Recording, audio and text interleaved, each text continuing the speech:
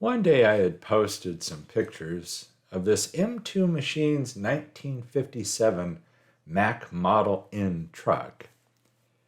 And I got a message from my good friend Kristian over at 1st and 64th Customs. And he said, hey, I got an idea. Why don't we do a tow truck build? You do the one with that 57 Mack that you have. And it sounded like a great idea. But I'm terrible about buddy builds. And I find a way to suck the life out of them. And here we are 10 months later. Yeah, 10 months later. And I finally finished this. So right out of the gate, I want to thank Kristian for his patience with me. This M2 castings are great because they screw together and they have a lot of detail. And, that's a fun part of the castings. And they're a pain in the butt to get apart because of all those little parts. A lot of those are just kind of plastic fuse welded onto the castings. And so it's a pain to get them apart. And there's a lot of little tiny details and so on and so forth. And I strayed from the idea of a tow truck. I came up with an idea for this that included eliminating all of the tow truck features. Even though you still see it on there at that point, that's going to go away. Yeah, and I don't know why I end up with somewhat common themes sometimes when I head off in a different direction. But got all the parts taken off, threw it in the stripper. And I'm making it sound, this video is going to be, I don't know, somewhere under 20 minutes. It is a longer video because of all the work involved. There you see me filing off that little post at the back end. That's got to go. But this 20 minutes here, like I said, spread over 10 months. And I kept setting it aside, and it took a little while to get the original idea. I mean, maybe a week. But then I just had a heck of a time building it. And I'm not sure why. And I kept setting it aside and coming back to it, and setting it aside and coming back to it, and building all kinds of things in between. And getting frustrated that I was letting my friend down as well, even though, I contacted him and he's like, oh no. He had set his aside as well. So, it's one of those things that truly I'm terrible about buddy builds. It's a reason why I don't do buddy builds. I've come to the realization that I have some kind of mental block. And I have several builds that I've set aside. But you saw me adding some styrene to the inside of the bed to level it out. So I hit the entire casting with gloss black lacquer paint. Gloss intentionally because I'm putting decals on it. And I printed up some white toner decals. I didn't get too carried away with the decals. Heck, I didn't even do license plates for this, even though I did have some ideas for them. But at some point, once I picked this back up for kind of the last time, it was like, I'm going to power through this thing if it kills me. Because I have to get it finished. I can't leave this build hanging out there. And I did. I finished it, got the decals on it, and came up with some sayings. And it's funny, I think I told Kristian like 5 or 6 ideas I had for the decals, different sayings. As you'll see here later, it'll make more sense. And that had to be 2 months ago, something like that. And it's weird on these builds. It's like you hit a tipping point. On the ones I have difficulty with, it's like I hit a tipping point and then it just starts to come together. Now here you see me putting powders on it. And I'm terrible with powders. I will put powders on the casting, and then this one ends up getting a flat, clear lacquer over it. And the powders always disappear on me, and I get frustrated. So what I end up doing on this, these powders are going to disappear. And I end up dry brushing it with Vallejo Model Air paints. And you'll see me do that on the wheels because I use basically the same paints, the Vallejo Model Air, sand and rust colors. I believe on the wheels I only use the sand color, but I do sand and rust on the body, and I'm really happy with how it turns out. You'll see that here coming up in the not too distant future. But yeah, you go through all this effort with the powders, and I see a lot of people do them.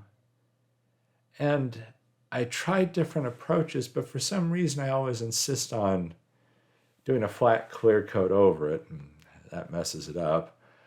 My 3D printer wasn't working at the time, so I picked up these boxes, these wood boxes off of eBay. And they were gray. I ended up spray painting them brown, as you see there. And then I ended up going over them heavily with Nuln oil to bring out the detail. These are wonderful boxes. I don't recall the name of the company that I purchased them from off of eBay, but they basically sell things from military vehicles primarily to enhance your models. And these just seem perfect for what I was doing here. They weren't all that expensive, and what was nice is they actually threw in a second batch of other boxes at the same time. And yeah, that's a box of potatoes. Because what you don't know is inside those other boxes, they're boxes of meat. Uh-huh. Yes, it's another meat-themed build from me. Yeah, I've done a lot of Wastelands meat-related builds, and this isn't a Wastelands build. This I see driving up and down the streets regularly in your neighborhood. But yeah, let's just say for now it's a meat and taters delivery truck. Because if you're going to have meat, you got to have potatoes to go with it. So that's why those are at the opening of the bed of the truck there. And it has been hit with the flat clear and dry brushed at this point, that bed, and also the cab. And there's the Vallejo paint. As I said, it's the same on the wheels and tires, the dry brushing, as I did on the casting itself. So this will give you an idea of what I did off camera on the rest of it. I do end up wiping it by hand here, as you'll see in a minute, off of the tires to mute the colors a little bit more, make it look more realistic. And for me, I've just found that that's the best way for me to do it. These are rubber tires on the M2 machine. And so I do the dry brushing and then rubbing it off by hand. It seems very similar to me. My dad drove a truck and did his entire life. And when I'd ride with him when he'd make runs, I don't know, I kind of remember how the tires looked, and there's something about rubbing them with my thumb that makes it look very realistic to me. That front bumper was originally black plastic. I spray painted it with white. And then I used the AK Interactive enamel light rust wash over that. That is an enamel white I put on there as well, as I recall. Tested it on the back of the bumper just kind of to see where I was going. And then I started laying it on here. And again, this is a wash. It's actually a wonderful wash to use. I've used it in other builds as well. That's a nice thing about doing 1/64 stuff. 1/64 scale stuff is your supplies tend to last forever. So when you buy one of these things, it may not be cheap. I mean, not that it's outrageously expensive, but that little bottle, as long as you seal it, is going to last you a heck of a long time. And you'll find, all kinds of uses for it. There you see me using it on the horns on the roof. And again, those were chrome originally. So now I'm going to throw the wheels onto the chassis. And you'll hear me bitch and moan about this in another video I also have coming out in, I believe it's a week or so from this video. That one I've already finished that video. The M2 machine's wheels and tires look nice. The axles just suck. And the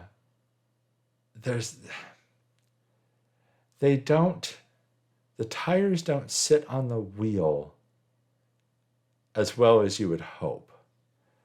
And it seems like no matter how much you manipulate them, they just don't sit right. So that becomes a fight. I do add a lot of detail, just like Silver Sharpie type of thing, off camera. I had done some for like the door handles, the running lights on the roof, very lightly with the Sharpie, because I didn't want them to stand out too much, but I want them to be there. I don't want them to just disappear. Again, because this thing's weathered, so I want them to be similarly weathered. Popping in the glass was no problem. I did not gauzy the glass because I want it to look a little weathered and I don't want it to be super glossy, being the only clean thing on this vehicle. So I don't know if you've made out any of the decals. Wow, I've been watching too many foreign videos. Decals. I don't know if you've made out the wording on the decals yet, but yeah, this is a different kind of rig. And then just attaching all these little M2 parts. I mean, they're wonderful parts. They add fantastic detail. And my fingers often are too fat for such tiny details. But you make it work. I do attach them all with CA glue.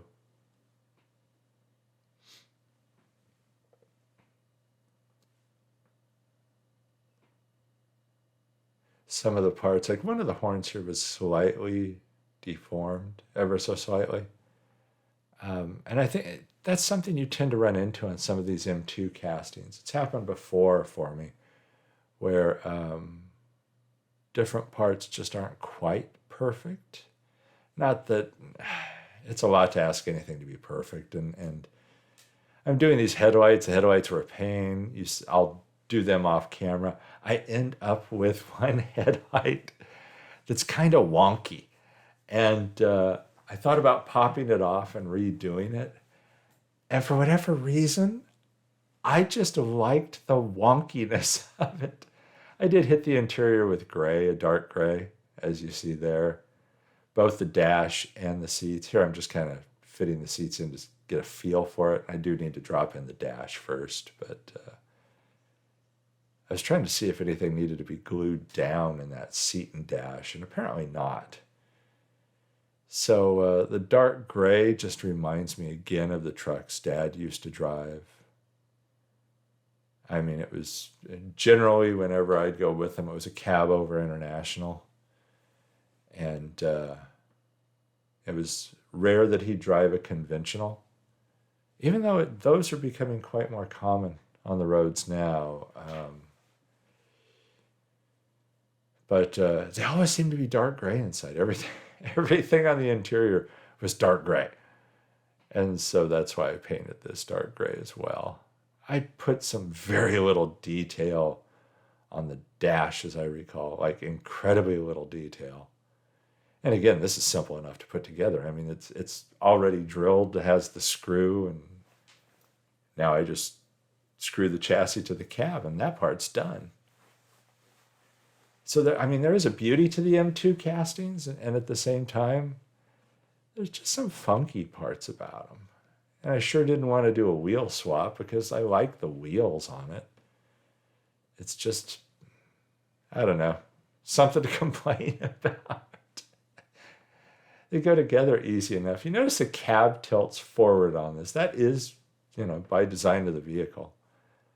That's the way the original casting was, and that's the way this one ends up.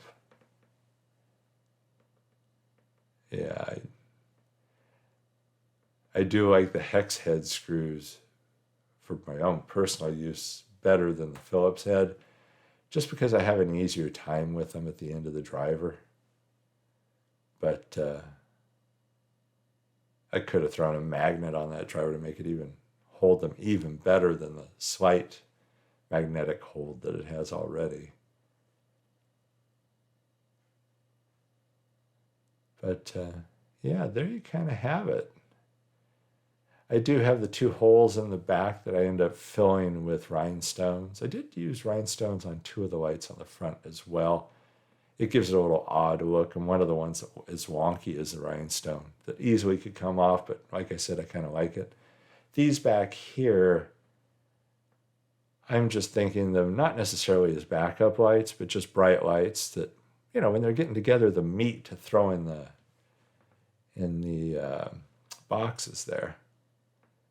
And I do add some more detail. I end up going over the rhinestones and some other areas with matte clear varnish just to deaden them a little so they're not as reflective.